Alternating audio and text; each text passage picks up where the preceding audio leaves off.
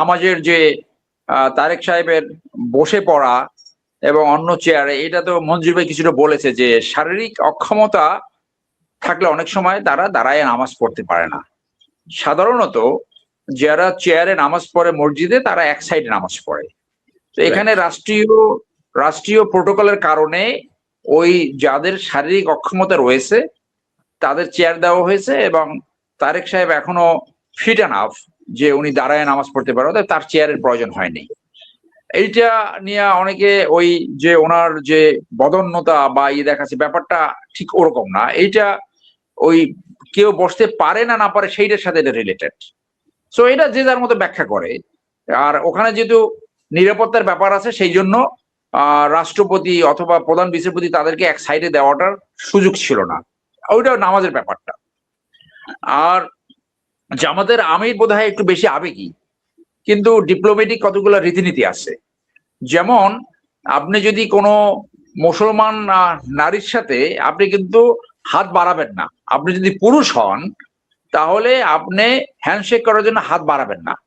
আপনি হাত উঁচু করে সালাম দিতে পারবেন, যদি না ওই মেয়ে হাত না বাড়ায়, সে যদি হ্যান্ডশেক করার জন্য হাত প্রসারিত না করে।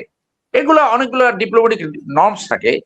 তো উনি আবেগী কেন বললাম, যে উনি ঝালকাঠিতে যখন আসলো নির্বাচন ক্যাম্পেনে, এক ভক্ত তাকে পার্টি দিল, উনি পার্টির উপরে শুয়ে পড়লেন মঞ্চে। তো এই জন্য এইটার সাথে ওনার যে ওই অন্য কোনো রিপু আছে সেটা আমি মনে করি না।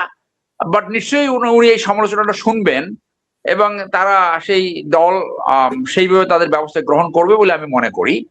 তো এখন আপনি আসেন যে ফ্যামিলি কার্ড, কৃষক কার্ড এবং আপনার এই যে খাল খনন, এইগুলা অনেক ভালো প্রোগ্রাম, জনবান্ধব প্রোগ্রাম।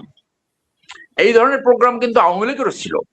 আওয়ামী লীগের কি ছিল সেই প্রোগ্রামরা? ওই যে মুক্তিযোদ্ধাদের ভাতা, বয়স্ক ভাতা, আরো অনেক ধরনের ভাতা ছিল।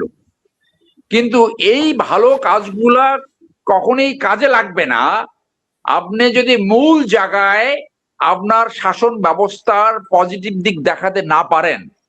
এবং সেটা কি? সুশাসন নিশ্চিত করা, ন্যায় বিচার নিশ্চিত করা, বৈষম্যহীন সমাজ প্রতিষ্ঠা করা।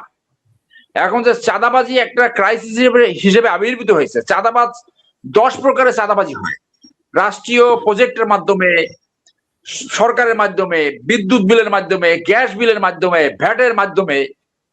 আর সর্বশেষ হয়েছে তোমার জমি আমাকে দিবা, তোমার ব্যবসা আমাকে দিবা, তোমার এই ব্যবসা থেকে এত টাকা আমাকে মাসিক দিবা। আর একদম নির্ম পর্যায়ে হয়েছে এই গ্রামের ছাগল, গরু, ইট ইট চুরি করা অথবা সুবরি ভাগ করে নেওয়া, ধান টান নিয়ে যাওয়া। এই হলো সর্বনিম্ন পর্যায়ে চাঁদাবাজি। তো চাঁদাবাজি যেহেতু একটা ক্রাইসিস হিসেবে আবির্ভূত হয়েছে, সেই চাঁদাবাজ মুক্ত সমাজ গড়া যায় কিনা, ওই জায়গাটা যদি ঠিক করা যায়, দলের ভিতরে জবাবদিহিতা, দলের ভিতরে গণতান্ত্রিক প্র্যাকটিস, দলের ভিতরে দুর্নীতি নিবারণের সিস্টেম, এইগুলো যদি থাকে, সুশাসন, ন্যায় বিচার, ন্যায্যতা প্রতিষ্ঠা করতে পারে, দুর্নীতিমুক্ত সমাজ করতে পারে, তাহলে আপনার এই কৃষক কার্ড, এই ফ্যামিলি কার্ড, এইগুলো তখন অ্যাড হবে, মানে adding credit to the governments. আর ওখানে যদি সুশাসন, ন্যায় বিচার আনতে না পারে, তাহলে কিন্তু এইগুলোই আওয়ামী লীগ যেমন এইগুলো কোনো কাজে লাগাতে পারে নাই, কিছু ভোট ব্যাংক সৃষ্টি হয়, এর বাইরে কিন্তু কোনো রেজাল্ট আসার কোনো সম্ভাবনা নাই। তাহলে মূল চ্যালেঞ্জ হলো কি, যে 5ই আগস্টের যে জন আকাঙ্ক্ষা সৃষ্টি হয়েছে, দুর্নীতিমুক্ত সমাজ, চাঁদাবাজ মুক্ত সমাজ, বৈষম্যহীন সমাজ, মোস্ট ইম্পর্টেন্টলি এমন একটি রাষ্ট্র ব্যবস্থা, এমন একটি রাজনৈতিক ব্যবস্থা যেখানে ফেসিজম সৃষ্টি না হয়, যেখানে স্বৈরতান্ত্রিক সিস্টেম সৃষ্টি না হয়। এইটা হলো বর্তমান সরকারের সামনে সবচেয়ে বড় চ্যালেঞ্জ।